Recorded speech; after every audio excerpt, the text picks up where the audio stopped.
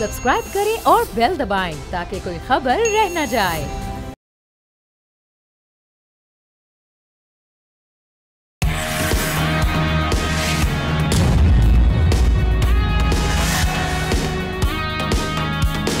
अस्सलाम वालेकुम, आप देख रहे हैं न्यूज़ पंच। मैं हूं आमना खटाना। आगाज़ में बात करेंगे, इजरायली आर्मी ने गजा के लिए इमदाद दे जाने वाले आलमी काफले ग्लोबल समूद फ्लोटेला पर हमला करके इसमें मौजूद दुनिया भर से इंसानी हुकूक के कारकुनान को गिरफ्तार कर लिया, जिनमें पाकिस्तान के साबिक सेनेटर मुश्ताक अहमद भी शामिल हैं। 44 ममालिक के नाजरीन 450 से ज़ायद इमदादी कारकुनान समेत कई अहम शख्सियात इस फ्लोटेला का हिस्सा थीं, जो 40 से ज़ायद कश्तियों पर गजा के मजलूम अवाम तक अद्वियात और खुराक ले जा रहे थे। इसराइल के इस हमले पर बैनुल अक़वामी सतह पर शदीद रद्द-ए-अमल जारी है। प्रोटेस्ट हो रहा है। तुर्की, मलेशिया, आयरलैंड, वेनेजुएला ने मज़म्मत की है, जबकि कोलंबिया से इजरायली सफ़ीर को बेदखल कर दिया गया है। मलेशिया के वज़ीर आज़म ने कहा है कि इसराइल ने आलमी ज़मीर को चैलेंज किया है। इस हमले के बाद यूरोप के मुख्तलिफ शहरों में मुजाहरे भी शुरू हो चुके हैं, जबकि इटली की सबसे बड़ी यूनियन ने हड़ताल की कॉल दे दी है। इधर प्राइम मिनिस्टर शहबाज शरीफ ने इस जारहियत की भरपूर मजम्मत करते हुए कारकुनान की रिहाई का मुतालबा भी किया है। आलमी ज़मीर अब भी खामोश रहेगा। इस हद तक जो सिचुएशन पहुंच चुकी है कि जो वहां पर एड लेके जाने वाला काफिला है, उन पर हमला करना और उन पर ना सिर्फ हमला आवर और उनको गिरफ्तार भी कर लेना, जिन पे सहाफ़ी भी हैं, इंसानी हुकूक के कारकुनान भी हैं। तो सिचुएशन अब क्या बनने जा रही है, इसी पर बात करने के लिए तशामुल हक साहब सीनियर एनालिस्ट हमारे साथ हैं। उनके साथ साथ मुनिम ज़फ़र साहब ने भी हमें ज्वाइन किया, अमीर जमात इस्लामी कराची। आपको भी वेलकम करते हैं प्रोग्राम में। मुनिम साहब, सबसे पहले तो जो सारी सिचुएशन है उस पर हम अफसोस कर सकते हैं, क्योंकि आप ही की पार्टी से ताल्लुक़ मुश्ताक अहमद साहब का, और उनकी हम वीडियोस भी देख रहे थे, जिस तरह से वो फ़लस्तीन का जो मामला था उसको दुनिया में हाईलाइट भी कर रहे थे, और अब इस काफ़िले का वो सरबराही भी कर रहे थे जो पाकिस्तान की जानिब से इस फ्लोटेला पर सवार था। तो क्या वहाँ से, एक तो रिपोर्ट्स हैं उनकी खैरियत के हवाले से, गिरफ्तार तो वो हो चुके हैं, और साथ ही साथ ये भी कहिएगा कि क्या एफ़र्ट्स की जा रही हैं कि जो इस पे इन काफ़िलों, ये जो काफ़िला जा रहा था उनको बचाने के लिए ग्लोबली भी और पाकिस्तान के हवाले से भी क्या रिपोर्ट्स हैं आपके पास? बहुत शुक्रिया।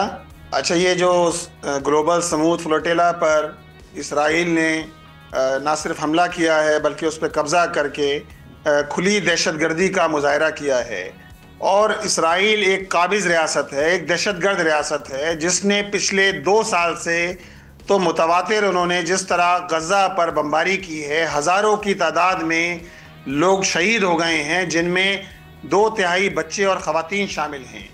अब आप देखिए 2 साल का ये अरसा कि जिसके अंदर तवातुर के साथ ये सिलसिला जारी है। 66,000 से ज़ायद शुहदा हैं, 1.5 लाख से ज़ायद लोग ज़ख्मी हो चुके हैं। ना मस्जिद महफूज है, ना तालीमी इदारे, ना स्कूल महफूज हैं, ना अस्पताल महफूज हैं, ना पनागाहें महफूज हैं, ना अक़वाम मुत्तहिदा का अमला महफूज है।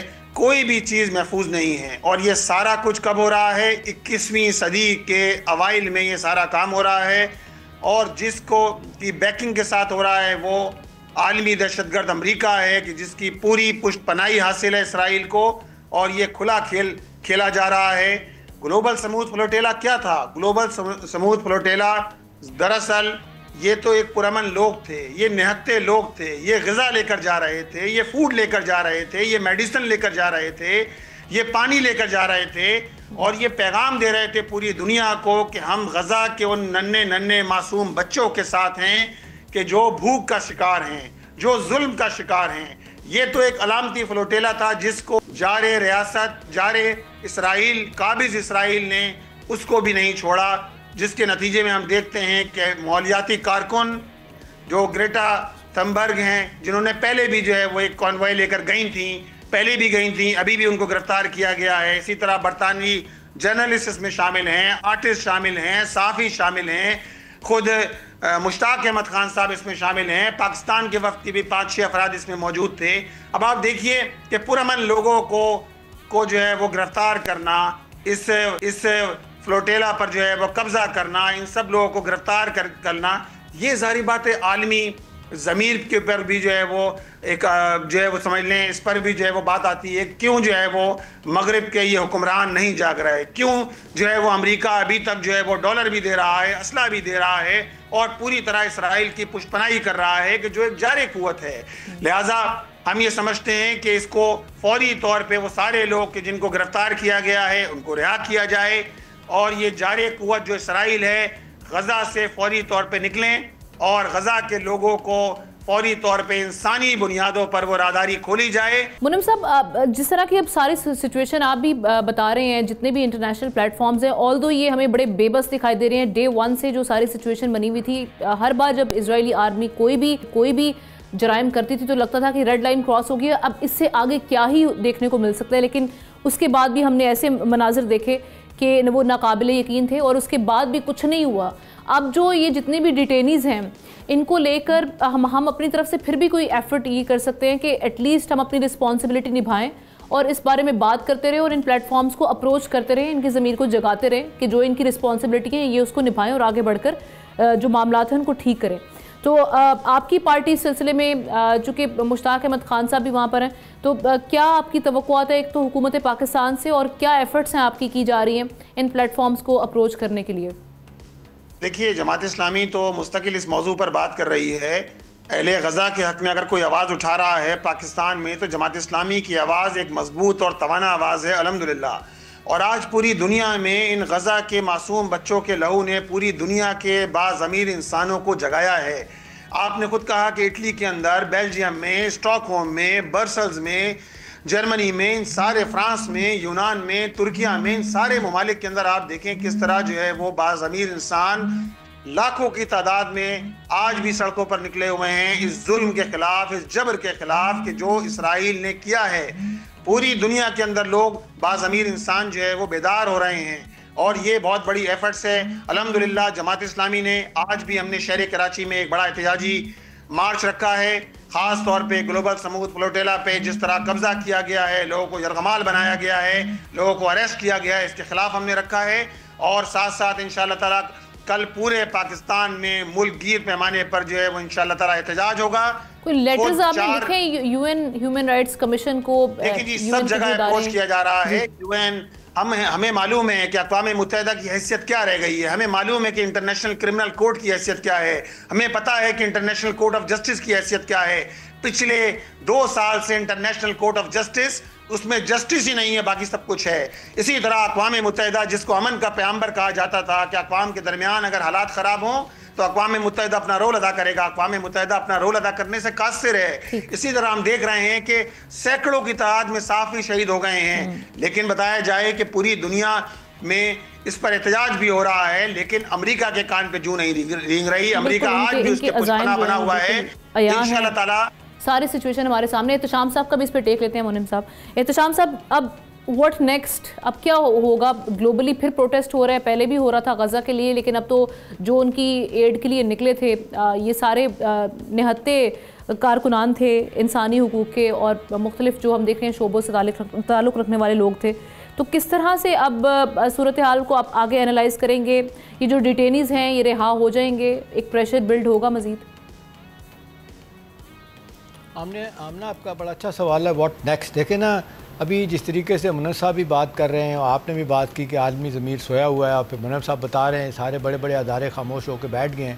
عالمی ضمیر سویا ہوا ہے، اور میرا خیال ہے جا کے وہ اب رہ گیا امریکہ کے اندر ہی، اور وہاں پہ اب صورتحال بالکل کچھ اور ہو گئی ہے۔ 2 دن پہلے تک تو معاملہ لگ رہا تھا کہ پیس پلان کی تباہی کو دیکھتے ہوئے پریزیڈنٹ ٹرمپ کو ایکشن لیں گے، اور یہ جو اب لیٹسٹ واقعہ ہوا ہے، جس طریقے سے بلاکیٹ کیا ہوا ہے غزہ کا انسانی ہمدردی کی بنیاد پہ، جس طریقے سے لوگ وہاں گئے ہیں، ان کے ساتھ گرفتاریاں شروع ہو گئی ہیں۔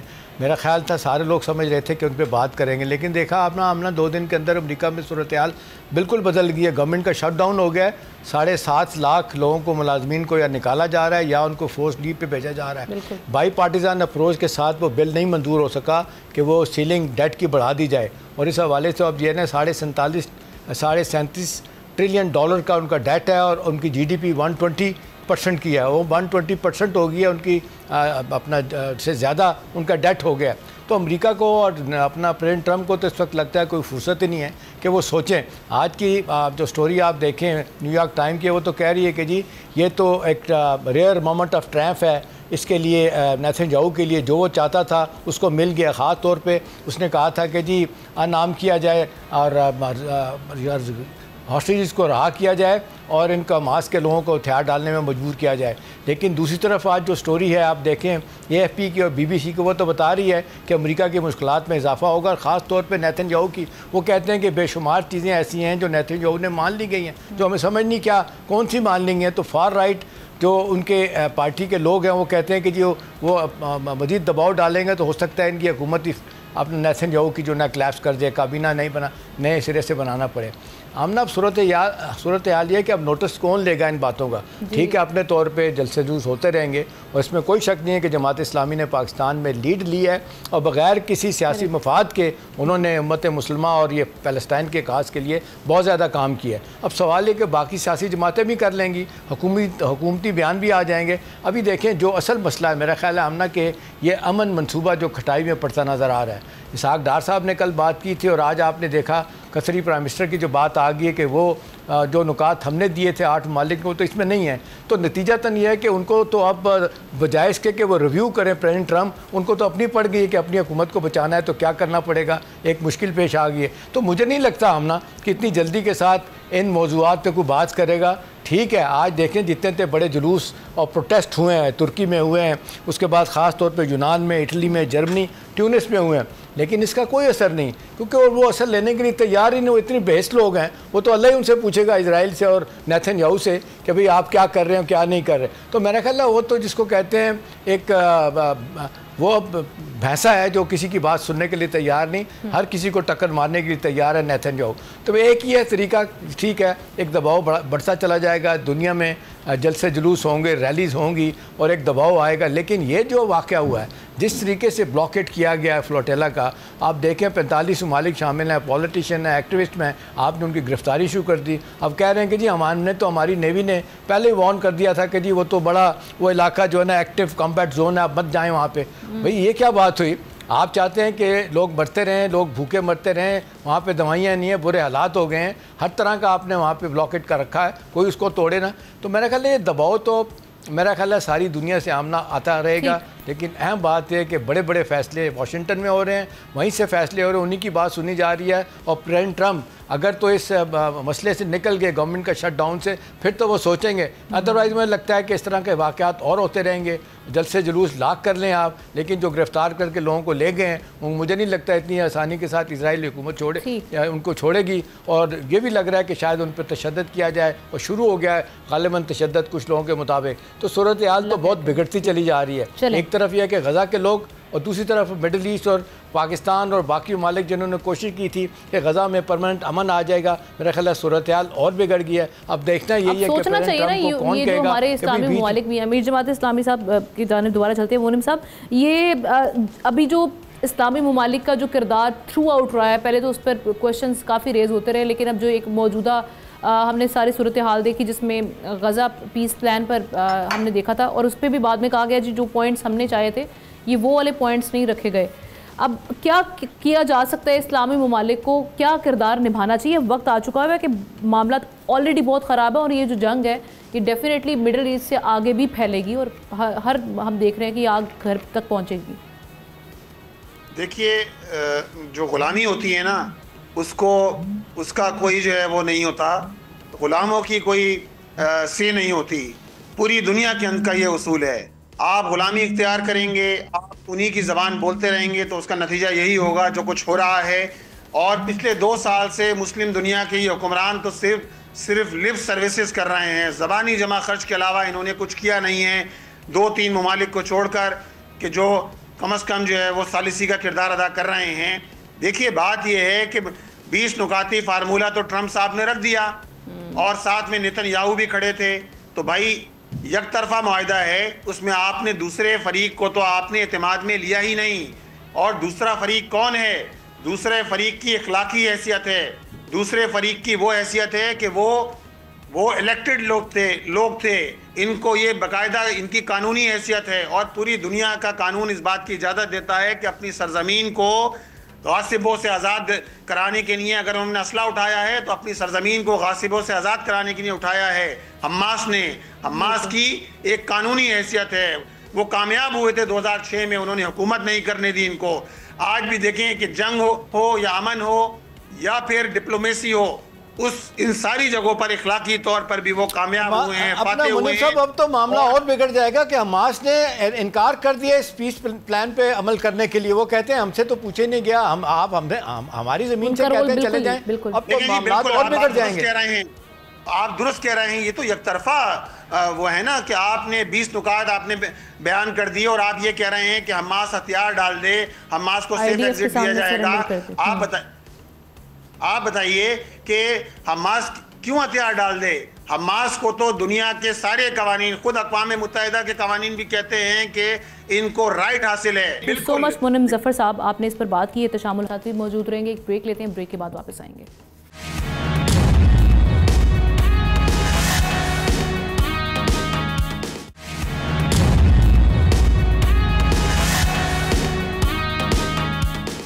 ویلکم بیک ناظرین۔ اب ہمارے سامنے جو سٹوری ہے وہ پاکستان تحریک انصاف کی انٹرنل پالیٹکس اور خیبر پختونخوا میں اس وقت کیا سچویشن ہے وہ آپ کے سامنے رکھتے ہیں۔ پختونخوا کابینہ میں ایک بار پھر بڑی تبدیلی آ گئی ہے۔ 2 وزراء عاقب اللہ اور فیصل ترکی استعفوں کے بعد عہدوں سے فارغ کر دیے گئے ہیں۔ دونوں وزراء پر علی امین گنڈا پور کے خلاف سازش کا الزام تھا۔ آبپاشی اور تعلیم کے محکموں میں رد و بدل کے ساتھ 8 قلمدان تبدیل اور 2 نئے معاونین شامل کیے گئے ہیں۔ اسی دوران وزیر اعلیٰ علی امین گنڈا پور نے بانی پی ٹی آئی کی ہمشیرہ علیمہ خانم پر سنگین الزامات لگاتے ہوئے ویڈیو پیغام جاری کر دیا۔ علی امین نے پارٹی میں تقسیم کا اعتراف کرتے ہوئے کہا ہے کہ اس کے پیچھے علیمہ خانم کا ہاتھ ہے، جو باہر بیٹھے ویلاگرز کے ذریعے سوشل میڈیا پر کیمپین چلا رہی ہیں، جس سے انہوں نے بانی کو آگاہ بھی کر دیا۔ وزراء کی تبدیلی اور وزیر اعلیٰ پختونخوا علی امین کے الزامات پی ٹی آئی میں بڑھتی تقسیم کا پتہ دے رہی ہیں۔ اب یہ جو ساری تبدیلیاں ہو رہی ہیں، ایک تو اندرونی خبر اس حوالے سے کیا ہے، یہ اختلافات جو ہم پاکستان تحریک انصاف میں کس حد تک نقصان پہنچا سکتا ہے پارٹی کو، اور اب علیمہ خانم کا کردار کس حد تک ہوگا یا علی امین گنڈا پور صاحب کا کردار محدود کر دیا جائے گا۔ خبر بھی لیتے ہیں، تجزیہ بھی لیتے ہیں احتشام صاحب سے۔ احتشام صاحب، کیا دیکھ رہے ہیں آپ سچویشن؟ کیا خبریں آ رہی ہیں اور اس وقت کیا اب علیمہ خانم صاحبہ کو بیک فٹ پہ جانا پڑے گا؟ جی آمنہ، صورتحال اس وقت یہ ہے کہ دونوں طرف سے علیمہ بی بی کے اور گنڈا پور کے حمایتی سوشل میڈیا پہ ایک دوسرے کو جس انداز سے ایکسرسائز کر رہے ہیں، میں تو کہوں گا گالیاں نکال رہے ہیں۔ وہ اس سے پہلے وہ آپ کو مجھے جو مخالفین تھے ان کو گالیاں نکالتے تھے، اب ایک دوسرے کے پیچھے پڑ گئے۔ دیکھیں، سیاسی کمیٹی، کور کمیٹی کے اختلافات، اور یہاں سے شروع کر لیتے ہیں کہ جو جنید اکبر صاحب ہیں، جو انہوں نے پبلک اکاؤنٹس کمیٹی سے استعفیٰ دیا، میری خبر یہ ہے کہ وہ ان کے کچھ اور لوگ جو ہیں انہوں نے بڑے شدید رد عمل کا اظہار کیا۔ انہوں نے کہا کہ میں وہاں بیٹھ کے جو آڈٹ پیرا پہ بات کرتا تھا، حکومت کو میں ٹف ٹائم دے سکتا تھا، مجھے ہٹا دیا گیا۔ جس طرح ہمیں اسٹینڈنگ کمیٹیوں سے استعفیٰ دینے کے لیے کہا گیا، اور جس طرح باقی اور لوگ بھی ان کے ساتھ جنید اکبر کے ساتھ ملے ہوئے ہیں، انہوں نے کہا کہ بہت غلط ہوا ہے، کسی طریقے سے بانی پی ٹی آئی کو یہ پیغام پہنچایا جائے کہ یہ غلط طریقہ کار ہے، ہم یہ استعفیٰ واپس لیں، وہاں جا کے دوبارہ بیٹھیں۔ ابھی تک اس پہ کوئی فیصلہ نہیں ہوا۔ اب آمنہ دیکھیں، ایک طرف گنڈا پور صاحب کہتے ہیں کہ جی پارٹی کو تقسیم کر رہی ہیں علیمہ بی بی، پارٹی پہ قبضہ کرنا چاہتی ہیں۔ ان کے حمایتی یہ کہہ رہے ہیں کہ گنڈا پور جو ہے نا وہ کرپشن میں انوالو ہیں، اسٹیبلشمنٹ سے ملے ہوئے ہیں، طالبان سے رابطے میں ہیں، اور پھر یہ ہے کہ ایک بڑا اپنا گروپ پارٹی کے اندر بنا لیا، خاص طور پہ ایم پی اے اس کا کچھ 40 کے قریب، لہٰذا اب وہ پارٹی کو بھی ٹف ٹائم دے رہے ہیں۔ اب دوسری بڑی خبر آمنہ اس حوالے سے ہے کہ گنڈا پور جو ویک وکٹ پہ تھے نا، وہ اب فرنٹ فٹ پہ آ گئے ہیں اور بڑی سٹرانگ پوزیشن انہوں نے لے لی ہے، اور یہ سٹرانگ پوزیشن ان کو ملی ہے مشال یوسف زئی کے حوالے سے۔ اب جب سے آپ نے دیکھا کہ بیرسٹر صاحب کو سائیڈ لائن کیا گیا اور ان کو رکھا گیا سامنے مشال یوسف زئی کو، ان کی جب بانی پی ٹی آئی سے ملاقات ہوتی ہے یا ہوتی ہیں، انہوں نے بڑا واضح طور پہ کہہ دیا ہے کہ گنڈا پور کو اگر آپ ہٹاتے ہیں تو پھر کے پی میں کوئی بھی آپ چیف منسٹر نہیں لگا سکتے۔ اس کی وجہ ہے کہ اتنے زیادہ اختلافات ہو گئے۔ اب دیکھیں نا، گنڈا پور کے بارے میں کہا جا رہا ہے کہ ان کے جو بڑے خلاف لوگ ہیں ان میں 5 نام دیے گئے جی، اسد کیسر ہیں، شہرام تراکی ہیں، عاطف خان ہیں، تیمور جگڑا ہیں، اور باقی کچھ اور لوگ بھی ہیں۔ اسی طرح ان کے ساتھ جو لوگ کھڑے ہیں وہ کہتے ہیں کہ نہیں ٹھیک ہے، ان کو سامنے نہیں آنے دیں گے، اور جو گنڈا پور کر رہے ہیں ان کو بڑی سپورٹ کریں گے۔ اب اصل صورتحال جس طرف جاتی نظر آ رہی ہے آمنہ، کہ اب پارٹی کے اندر ایک تلاطم پیدا ہو گیا ہے۔ ایک طرف تو بانی P T I Imran Khan نے ایک نئی کمیٹی بنا دی ہے۔ حامد خان صاحب جو پارٹی سے علیحدہ ہو گئے تھے، بڑے سخت لہجے والے ہیں، عمران خان خود کہا کرتے تھے وہ میری بات بھی نہیں سنتے، ان کو لے لیا گیا ہے. سلمان اکرم راجہ علی ظفر صاحب ہیں, ان کو کہا گیا ہے کہ وہ فیصلے کریں گے کہ جی اب کیا ہونا ہے. اور خاص طور پہ بانی پی ٹی آئی کو جو ملنے جائیں گے, جب تک حامد خان کلیئر نہیں کریں گے کوئی بھی ان کو نہیں مل سکے گا. ایک اب آگے چل کے اگر آپ دیکھیں صورتحال جس طرح بنتی چلی جا رہی ہے, ابھی آپ دیکھ رہے ہیں کہ گنڈا پور کے الزامات کا سلسلہ جاری ہے. وہ تو یہاں تک انہوں نے کہہ دیا کہ علیمہ بی بی ان کے 2 بچے جو باقاعدہ 9 مئی میں انرول تھے اور وہ باہر چلے گئے تھے, واپس آتے ہیں 2 دن کے اندر ان کی ضمانت ہو جاتی ہے. اور باقی جو بڑے بڑے لوگ ہیں جس میں نام لیتے ہیں عمر ایوب کا, شبلی, فراز کو, باقی لوگوں کا جو انوالو بھی نہیں تھے بقول ان کی ضمانتیں نہیں ہو رہی. تو بڑا واضح طور پہ وہ کہہ رہے ہیں کہ ان کے ساتھ ملی ہیں. حفیظ اللہ نیازی جو کزن ہیں عمران خان صاحب کے اور آج کل لکھتے بھی ہیں, ان کا یہ کہنا ہے کہ میں تو دیکھ رہا ہوں علیمہ بی بی پارٹی کو ٹیک اوور کر لیں گے, اور وہ ایون وہ یہ بھی کہہ رہے ہیں کہ اگلی کینڈیڈیٹ پرائم منسٹر کہ وہ ہوں گے اور مائنس عمران خان ہو جائیں گے. یہ انہوں نے کہا ہے. اب آمنہ جو صورتحال جس طرف جا رہی ہے وہ یہ بڑا واضح طور پہ بتا رہی ہے کہ جو جہاں پہ اختلافات بہت زیادہ ہیں وہ ہے کے پی میں. اب کے پی میں جس انداز سے 2 بندوں کا جن کا آپ نے بھی ذکر کیا ان کو ہٹایا گیا, اسد کیسر کے بھائی کو اور شرام ترگئی کے بھائی کو, اور وہ باقاعدہ چیف منسٹر نے گنڈا پور نے کے پی ہاؤس اسلام آباد میں بلا کے کہا کہ یہ میرا فیصلہ نہیں ہے, یہ بانی پی ٹی آئی کا فیصلہ ہے, لہٰذا آپ جو ہے نا آپ کو ایک انفیریئر منسٹری دی جائیں گی, چھوٹی منسٹری دی جائیں گی, اور آپ سوچ کے بتائیں کیا کرنے ہیں. وہ کہتے ہیں ہم بھائیوں سے مشورہ کر کے بتائیں گے, اور بعد میں انہوں نے بات نہیں کی اور اپنے استعفے بھیج دیے. اس سے بھی ایک بہت بڑا اختلاف پیدا ہو گیا کہ جی معاملات کس طرف جائیں گے.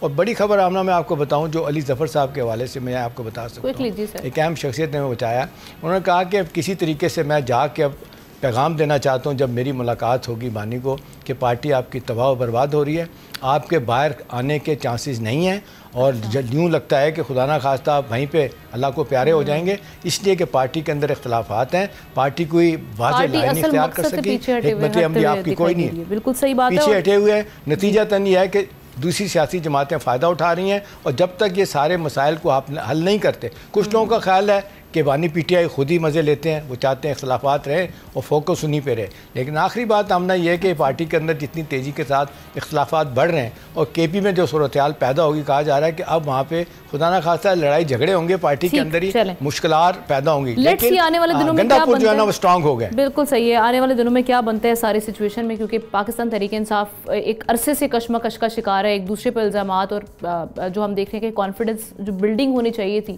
وہ ہم دن بہ دن دیکھ رہے ہیں کہ وہ گرتا چلا جا رہا ہے وہ معاملہ.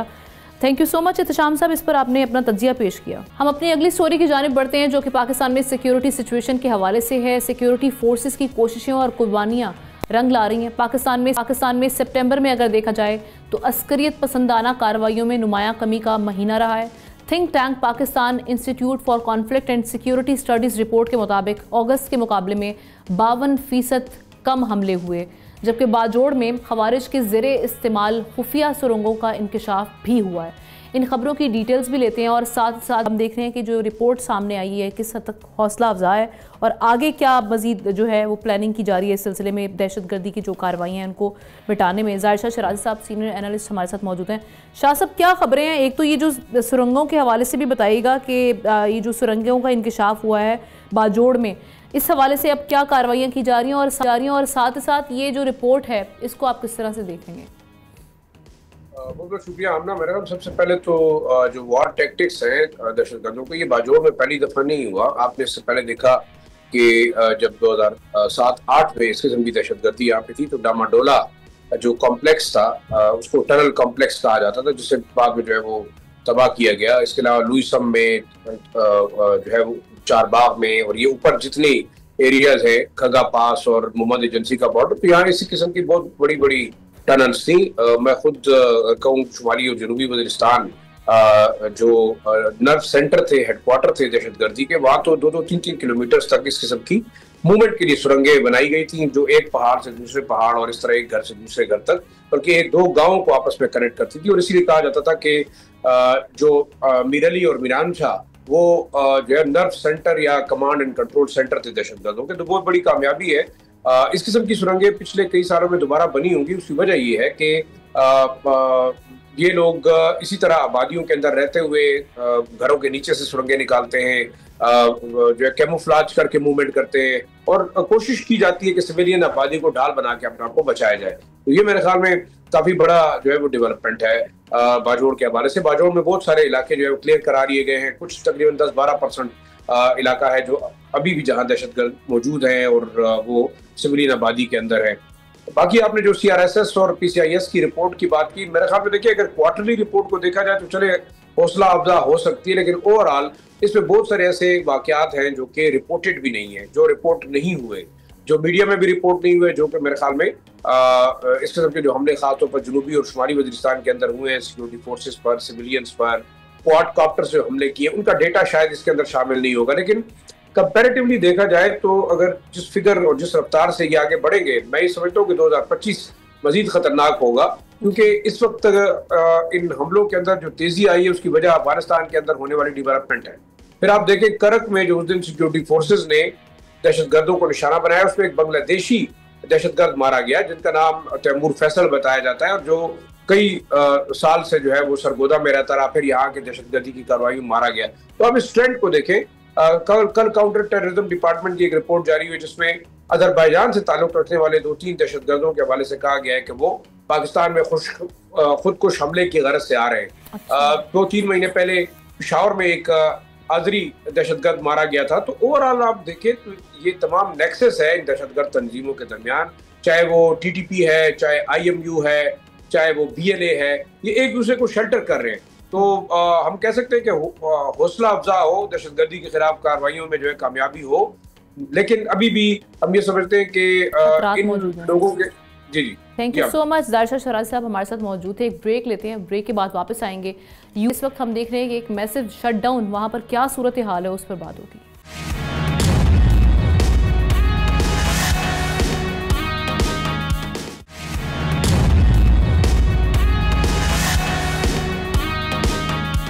ویلکم بیک ناظرین. کچھ بات کرتے ہیں امریکہ کی, جہاں دنیا کی سب سے بڑی معیشت اور سپر پاور جسے کہا جاتا ہے آج شٹ ڈاؤن کا سامنا کر رہا ہے, کیونکہ حکمران جماعت اور اپوزیشن سینٹ میں حکومتی اخراجات پر اتفاق رائے تک پہنچنے میں ناکام رہے, جس سے حکومت کا شٹ ڈاؤن شروع ہو گیا ہے اور امریکہ بھر میں وفاقی ادارے بند کر دیے گئے ہیں. لاکھوں سرکاری ملازمین جبری چھٹیوں پر بھیج دیے گئے ہیں. ناسا جیسا ادارہ بھی اپنی سرگرمیاں معطل کرنے پر مجبور ہو گیا ہے. میڈیا کے مطابق 7.5 لاکھ ملازمین متاثر ہوئے ہیں اور تحقیقی منصوبے رک گئے ہیں. کانگریس, لائبریری, کیپٹل ہل اور عوامی سرگرمیاں سب مفلوج ہو کر رہ گئی ہیں. امریکہ بھر میں ایئر ٹریول, سائنس اور پبلک سروسز شدید بحران کا شکار ہیں. پریزیڈنٹ ٹرمپ خبردار کر چکے ہیں کہ اس صورتحال میں بڑے پیمانے پر برطرفیاں بھی ہو سکتی ہیں, جبکہ وائس پریزیڈنٹ JD وانس بھی کہہ چکے ہیں کہ انجام واضح نہیں کہ کیا ہوگا. اس ساری صورتحال میں ریپبلکن اور ڈیموکریٹ پر الزام تراشی میں مصروف ہیں. یہ کھیل صرف امریکی سیاست تک محدود رہے گا یا اس کا اثر عالمی معیشت, مارکیٹس اور سرمایہ کاری پر بھی پڑے گا, یہ اب دیکھنا ہوگا. امریکی تاریخ کے مطابق دسمبر 2018 کا شٹ ڈاؤن سب سے طویل تھا, جو 35 دن تک چلا تھا. موجودہ شٹ ڈاؤن کب ختم ہوگا اور کیا سیاستدان اپنی ضد کی قیمت عوام سے وصول کریں گے, اور کیا دنیا بھر کو ڈکٹیٹ کرنے والوں کا امریکی عوام احتساب کرے گی. اسی پر بات کرنے کے لیے عبداللہ حمید گل صاحب نے ہمیں جوائن کیا ہے, چیئرمین جوانان پاکستان اور مختلف ہمارے جو قومی اور بین الاقوامی امور ہیں ان پر بڑا اہم تجزیہ بھی پیش کرتے ہیں. عبداللہ صاحب, آپ کو ویلکم کرتے ہیں پروگرام میں. اس وقت کیا صورتحال ہے امریکہ کی اور اس کی ریزنز آپ کیا سمجھتے ہیں اور اس کا کس حد تک اثرات آئیں گے؟ بسم اللہ الرحمن الرحیم. بہت بہت شکریہ. دیکھیں, پہلی بات یہ ہے کہ امریکہ اس ٹائم پہ دنیا کا مقروض ترین ملک بن چکا ہے, اور اس میں 2 مختلف اعداد و شمار ہیں. ایک اعداد و شمار جو کہ بتائے جاتے ہیں وہ $37.5 ٹریلین, اور دوسرا جو اعداد و شمار بتائے جاتے ہیں وہ $32.9 ٹریلین ہیں. یعنی کہ جو بھی ہے ایک بہت بڑی رقم بنتی ہے اور جو دنیا کے سب سے مقروض ترین ملک کی حیثیت اختیار کر جاتا ہے. اس کی وجہ یہ ہے کہ امریکہ دنیا کے اندر جنگیں جو ہے وہ مسلط کر رہا ہے اور جنگوں کو جو ہے توسیع دیتا ہے, اور اسرائیل جیسے ملک کو جو ہے بلا جواز سپورٹ فراہم کرتا ہے, کبھی یوکرین میں تو کبھی کسی ملک میں. یعنی کہ مختلف اس نے دوسرے لفظوں میں, اگر آسان لفظوں میں, کہ پنگے لیے ہوئے ہیں. اب مسئلہ یہاں یہ ہے کہ امریکہ جتنا بھی ہے وہ سوشل سیکیورٹی سروسز کے اوپر جو ہے قائم رہتا ہے, کیونکہ امریکہ کے اندر بہت سارے لوگ جو ہیں ان کا انحصار سوشل سیکیورٹی پہ ہے. اولڈ ایج ہاؤسز ہیں, بینیفٹس ہیں, اور اسی طریقے سے طویل العمری یہ بھی امریکہ کے اندر بہت پائی جاتی ہے، اور اسی وجہ سے ریٹائر ہونے کے تقریباً 30 سال تو نارمل لوگ جو ہے ریٹائرمنٹ کے بعد جو ہے وہ گزارا کرتے ہیں۔ پھر وہاں بہت سارے سیفٹی اینڈ سیکیورٹی اور میڈیکل سروسز جو ہیں وہ ان کے لیے درمیان میں آڑے آ جاتی ہیں۔ اب ایک بل لائے تھے ڈونلڈ ٹرمپ صاحب، بگ بیوٹیفل بل، اور بگ بیوٹیفل بل کے اوپر جو میڈیکیٹ جو تھا سروسز، اس کے حوالے سے یہ بنیادی تنازع ہے، اور وہ یہ کہتے ہیں کہ جب تک ڈونلڈ ٹرمپ جو ہے یہ معاملات نہیں واپس لیں گے تب تک ہماری ہڑتال جاری رہے گی۔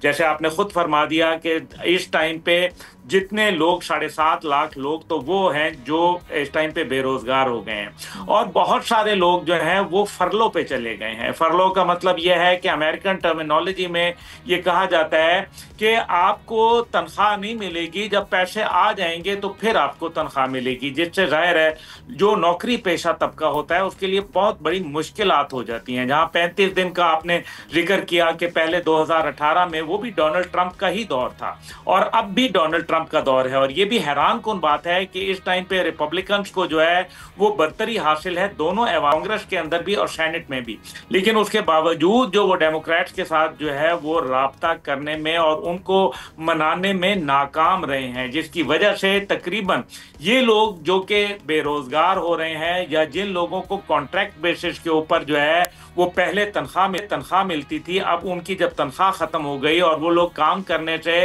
جو ہے وہ دور ہو گئے، محکمے بند ہو گئے، ناسا جیسا ادارہ جو ہے وہ شٹ ڈاؤن ہو گیا، تو اب آپ مجھے یہ بتائیے کہ ایسی صورت میں تقریباً 400 ملین $US فی دن کا جو ہے وہ امریکہ کی معیشت کو نقصان ہوگا، جس کے اثرات ظاہر ہے پوری دنیا کے اوپر جو ہے وہ مرتب ہوں گے۔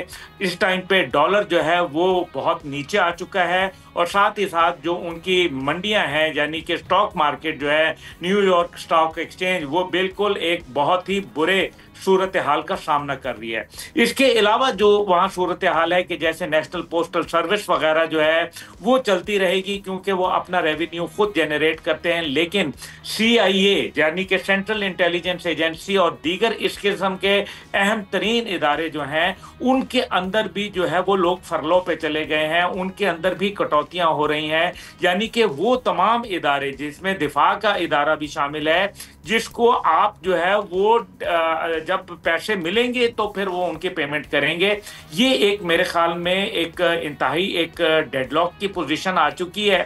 اور اس ٹائم پہ اپوزیشن کو جو مختلف جو مراد یا مختلف آلٹرنیٹس جو ہے وہ دکھائے گئے حکومتی پارٹی کی جانب سے، وہ اس نے تمام کے تمام مسترد کر دیے ہیں، اور لگتا یہ ہے کہ وہاں ایک ہارنز لاک سچویشن موجود ہے، یعنی کہ سینگ پھنس چکے ہیں۔ ایسی صورت کے اندر جو ہے یہ طویل بھی ہو سکتا ہے، کیونکہ ماضی میں یہ کافی طویل ہوا تھا، 35 دن جو تھا ایک بہت بڑا نام تھا، لیکن ساتھ ہی ساتھ اس سے حکومت کی ساکھ جو ہے وہ بری طریقے سے متاثر ہوتی ہے۔ لیکن ڈونلڈ ٹرمپ صاحب کی دوغلی پالیسی ہے، ایک طرف جیسے ابھی انہوں نے قطر سے معافی منگوا لی، وہ اپنا اسرائیل سے قطر کے حوالے سے معافی منگوا لی، اور یہ کہا کہ اگر آئندہ حملہ ہوا تو پھر جو ہے وہ امریکہ اس کا جو ہے جواب دے گا۔ تو بھائی یہ معاہدہ تو آپ کا پہلے بھی قطر کے ساتھ موجود تھا، تو یہ ظاہر ہے اسلامی دنیا تو شاید اس پر خاموش ہو جائے، لیکن امریکہ میں اس پہ آوازیں کسی جاتی ہیں۔ دوسری جانب $6 بلین کی جو ہے وہ ایڈ انہوں نے اعلان کر دیا بینجامن نیتن یاہو کے لیے اگلے سے 2 سے 3 سال، یعنی کہ دوسرے لفظوں میں اگر یہ کہیں آپ کھڑے مانگنے باہر کھڑے درویش، یعنی کہ آپ کے خود اپنے جو حالات ہیں وہ اس قابل نہیں رہے کہ آپ کے ملک کے اندر جو ہے شٹ ڈاؤن ہو رہا ہے، آپ کی جو سوشل سیکیورٹی وغیرہ جتنے بھی ہیں اس کے بھی لوگ فرلو پہ چلے جائیں گے، تو یہ تمام کی تمام چیزیں جو ہیں ان کی گرتی ہوئی معیشت کے اوپر، اور خاص طور پہ جو وہ میک امریکہ گریٹ اگین، بڑا اچھی بات آپ نے کہی۔ دیکھیں ماگا کا جو نعرہ تھا وہ اس کا مطلب یہ ہے کہ ڈونلڈ ٹرمپ یہ ایکسیپٹ کر رہے ہیں، یہ جو ان کا ایک جس کو کہتے ہیں نا اقبال ہے، جو اقبال جرم کہہ لیں کہ جناب امریکہ گریٹ نہیں رہا، अमेरिका को ग्रेट दोबारा बनाएंगे, यानी कि अब नहीं है, इसका मतलब है।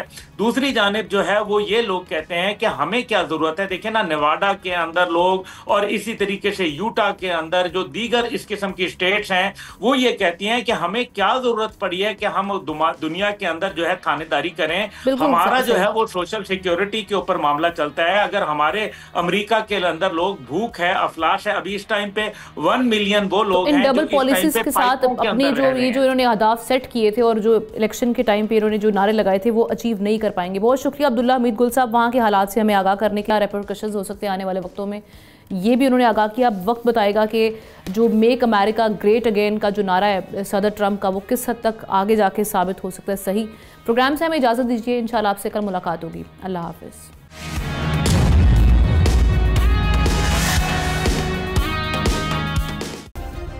सब्सक्राइब करें और बेल दबाएं ताकि कोई खबर रह न जाए।